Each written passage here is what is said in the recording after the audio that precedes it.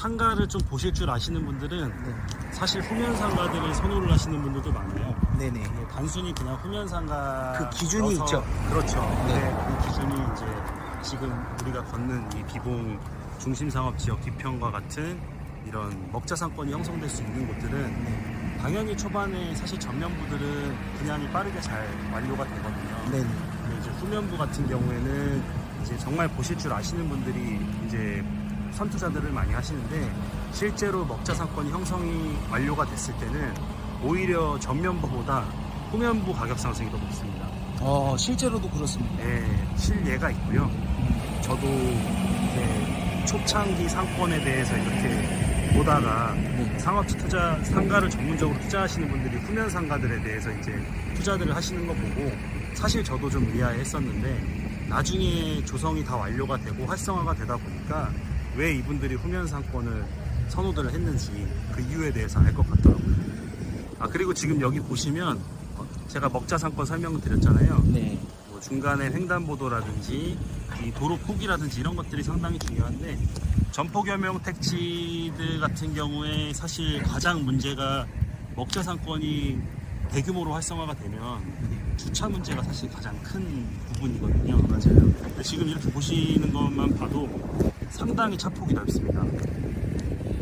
전폭 겸용 택지에 이 먹자 라인 쪽에 차폭이 상당히 넓기 때문에 양 옆으로 차를 대고 이용을 하시기에도 충분하고. 그게 굉장히 중요하죠. 메인도로 가시와 뭐 이런 특장점도 있지만 이제 후면부도 굉장히 중요하긴 하죠. 맞습니다. 그러다 보니까 이런 도로폭 또한 애초에 좀 세심하게 하지 않았나, 그렇죠. 이런 생각을 합니다. 이런 택지지구에서 차량 교통사고가 가장 많이 발생하는 지역이 네네. 이런 점포 상가들이 밀집한 먹자 상권에서 접촉사고들이 많이 발생을 합니다. 네. 교행이 안 돼서 그런 거거든요. 이제 누군가는 오른쪽으로 이동을 해야 되는데 네. 후진하는 차들도 있고, 이 차폭이 좁다 보니까 주차하는 차들과 이제 지나다니는 차들이 이제 마주 오게 되면서 이런 사고 위험도 많고, 그런 것들이 이제 쌓이다 보면 사실 사람들이 거부감도 많이 느끼거든요. 네. 근데 여기 같은 경우에는 차폭도 이상적으로 넓게 잘 배치를 해놨고, 그다음 무엇보다 제가 이 먹자 상권에 대해서 토지 배치도를 보면서 가장 이제 인상 깊었던 부분이, 정말 먹자 상권 형성하기는 가장 이상적인 구조의 배치입니다. 토지 배치가. 네. 이 오르막 내리막이 있는 언덕 구조도 아니고 평탄화돼 있고. 평탄화가 돼 있고, 그리고 상업지 11자 상권의 후면부 끝에서 끝까지 길게 형성이 되어 있기 때문에 네. 이 사람들이 한쪽 블럭에만 모이는 게 아니라 고루고루 이렇게 걸어 다니면서 다양한 먹거리들, 즐길거리들을 이렇게 즐길 수 있고 맛볼 수 있는 그런 배치 구조가 나오기 때문에 상업지 후면부의 먹자 상권 형성에도 굉장히 큰 도움이 될 것 같습니다. 지금 예미지 센트럴레드는 아직 입주가 한참 남았는데도 지금 벌써 저만큼 올라왔거든요. 네. 대부분 아파트들이 지금 25층 이상으로 지어지다 보니까 타 택지지구들 같은 데 보면은 요즘에 사실 단독주택 단지들이 많고 네. 토지가 넓은 곳들도 많아요. 네. 그런 곳들 같은 경우에는 밀도가 좀 적다 보니까 유동동선들이 빠져나갈 수 있는 여지들이 크지만, 여기는 새솔동이 그러한 그렇죠. 약간 거라고 볼 수 있을까요? 비슷한 예로 볼 수 있는데, 새솔동 같은 경우에는 이제 택지지구의 절반이 단독주택 단지다 보니까 사실 단독주택에 거주하시는 분들은 상업지역 수요 측에서 봤을 때는 그렇게 크게 작용을 하진 않거든요. 네. 대부분 그래도 어느 정도 그 자본력이 되시는 분들이기 때문에 사실 대부분 좀 빠져나가서 소비들도 많이 하시고, 네네. 그리고 집에서 취사들을 많이 하십니다. 네. 근데 이제 젊은 부부들, 그리고 이제 어린 아이들을 키우는 이런 젊은 부부들 같은 경우에는 집에서 취사를 하시는 것보다는 요즘에는 나와서 소비들도 많이 하고 배달 음식도 많이 시켜 먹고, 이 소비력이 강하다고 해야죠. 네네. 그런 소비력이 강한 세대들이 살 수 있는 주거 공간에 대한 밀집도가 비봉 택지지구는 상당히 높다라고 볼 수가 있죠. 새솔동에도 그 점포 겸용 택지가 있잖아요. 네. 그쪽에도 제가 한번 저녁에 밥을 먹으러 한번 갔었었는데 상당히 많은 업종들이 들어와 있어요. 주차 굉장히 활성화 잘 네, 되어 있습니다. 엄청 잘 돼 있더라고요. 그래서 이것 또한 그렇게 될 수밖에 없는 또 위치고 유일하다라고 이렇게 볼 수 있을 것 같습니다. 잠깐 한 가지 덧붙이자면 네. 세솔동의 그 전포겸용 택지 먹자 상권을 제가 가장 아시는 부분이 상업지하고 분리되어 있습니다. 아 맞아요. 참 그 건너야 돼요. 아예. 한쪽으로 떨어져 있는 블럭이다 보니까 맞아요. 아까 제가 말씀드렸던 밤 상권과 낮 상권이 완벽하게 분리가 돼요. 네네. 그래서 저녁 상권에는 우리 그 먹자 상권 쪽에 사람들이 가장 많이 몰리고 상업지 쪽에 있는 분들이 많이 빠져나갑니다. 그쪽으로. 네네.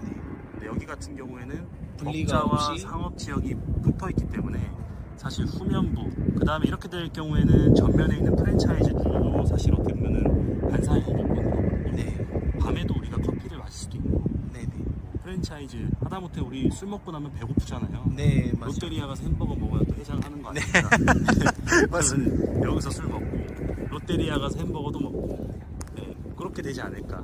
가장 이상적인 구조가 나오는 이 택지 지구인 것 같습니다. 확실히 경험이 굉장히 많으셔서 참 좋은 얘기를 많이 해주신 것 같은데 시청자 여러분들께서도 많은 도움이 되셨으면 좋겠습니다. 정말로 될 수밖에 없는 비봉 택지개발지구 앞으로도 많은 관심이 더욱더 뜨거워질 것으로 예상을 하고 있습니다. 아, 그리고 여기 같은 경우에는 완벽한 고립상권이라는 이야기를 들어보셨는지 모르겠어요. 아, 고립상권. 네, 고립상권. 우리가 흔히 이야기하는 항아리 상권이라고 하죠. 네네. 근데 보통 이런 상가 분양하는 업체들이 자기들이 항아리 상권이다. 여기가 항아리 상권이다.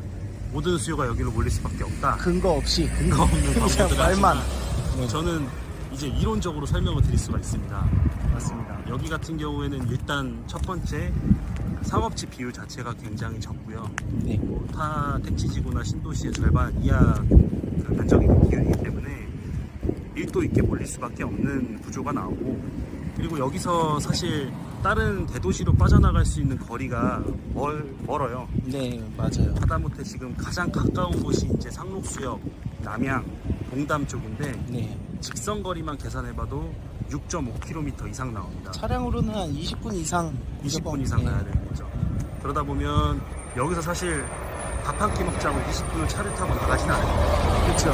그리고 또 여기 같은 경우에는 상업지 내 광역교통망이나 지하철역이 자리를 하고 있는 게 아니기 때문에 우리 보통 부동산 투자하시는 분들이 상가 투자하실 때도 착각하시는 분들이 많아요. 네네. 제가 참 아쉬운 부분이 지하철이 지하철역이 있으면 좋다고 생각들을 많이 하시죠. 하시는데 이 주택이나 주거용 상품들은 사실 대중교통의 이런 부분들, 지하철역이나 광역교통망이 있는 게 사실 굉장히 나중에 이제 가치 상승에 있는 부분에서 큰 영향들을 많이 끼치지만, 사실 상가 투자하는 데 있어서는 이 광역교통망이나 지하철역이 있는 게 굉장한 단점으로 작용을 할 수도 있어요. 네. 우리가 아무래도 저희가 있는 곳이 서울이나 네네. 이런 대도심이 아니기 때문에 사람들은 그 지하철역으로 쉽게 이동이 가능하면 경쟁 상권, 경쟁 업종으로 생각할 수 있는 학원이나 병원들, 네. 우리 자녀분들 학원 보내시거나 내가 병원에 가야 된다 그러면은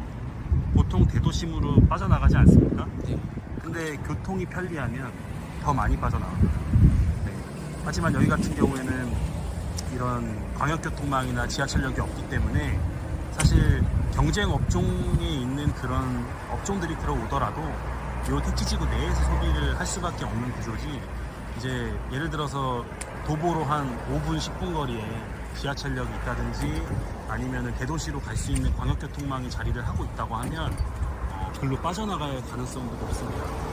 나중에 상권들이 형성이 될 때 메인 자리들은 꽉 채워지고 후에 이제 진행했던 상가들은 채워지지 않는 이유들, 활성화되지 않는 이유들이 그런 이유들이에요. 그래서 상가 보실 줄 아시는 분들은 이 고립상권에서 가장 최적화된 구조라는 거를 알고 계십니다. 기본. 네.